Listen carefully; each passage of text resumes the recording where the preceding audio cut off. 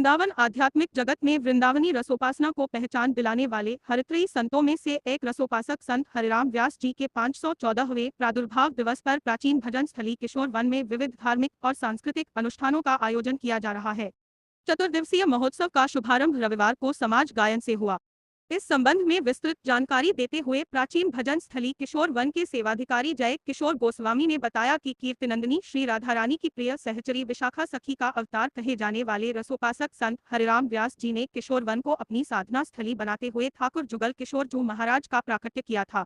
श्री व्यास जी ने इसी पवित्र धरा पर हरि साधना करते हुए अपने नश्वर शरीर का त्याग किया था। उनकी भजन स्थली पर 514वें प्रादुर्भाव महोत्सव का आयोजन रविवार से शुरू हो गया है।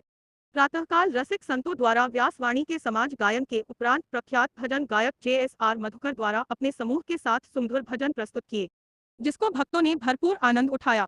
उन्होंने बताया कि प्रतिदिन समाज गायन के अलावा 20 नवंबर को व्यास पंचमी पर विशेष आयोजन किए जाएंगे। बधाई उत्सव के साथ सायंकाल संत हरिराम व्यास जी द्वारा रचित व्यासवाणी के नवीन अंक का विमोचन संतों के सानिध्य में किया जाएगा। ये श्री व्यास जी महाराज का 514वां प्राकट्य महोत्सव यहाँ श्रीधाम वृंदावन में किशोर वन में मनाया जा रहा है। यहाँ आज 17 नवंबर से इनका प्रथम दिवस मधुकर जी के द्वारा भजन व्यास जी महाराज की वाणियों का गायन करके यहाँ आज शुरू हो गया है और शाम के समय प्राचीन संत महापुरुषों के द्वारा जो व्यास जी की वाणियों का समाज गायन होता है वो 5 बजे से 7 बजे तक रहेगा। तदुपरांत 18-19 तारीख को शाम को 5 बजे से 7 बजे तक वही समाज का क्रम चलेगा। 20 तारीख को व्यास जी महाराज का पंचमी प्राकट्य महोत्सव जो मनाया जाता है।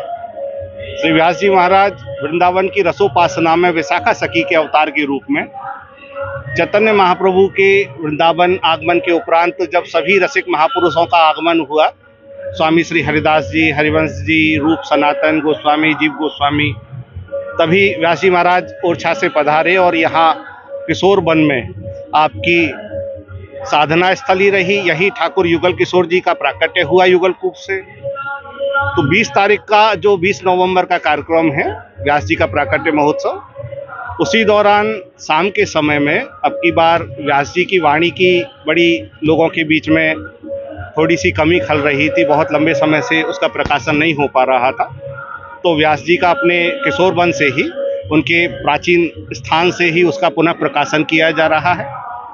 और बड़ा सौभाग्य है दास का कि व्यास जी महाराज की हमारी 15वीं पीढ़ी में मैं उन्हीं की पीढ़ी से हूँ, जय किशोर गोस्वामी। और 20 तारीख को श्री रस सुधा निधि प्रबोधानंद जी की, उसके ऊपर भी एक ग्रंथ का विमोचन किया जा रहा है।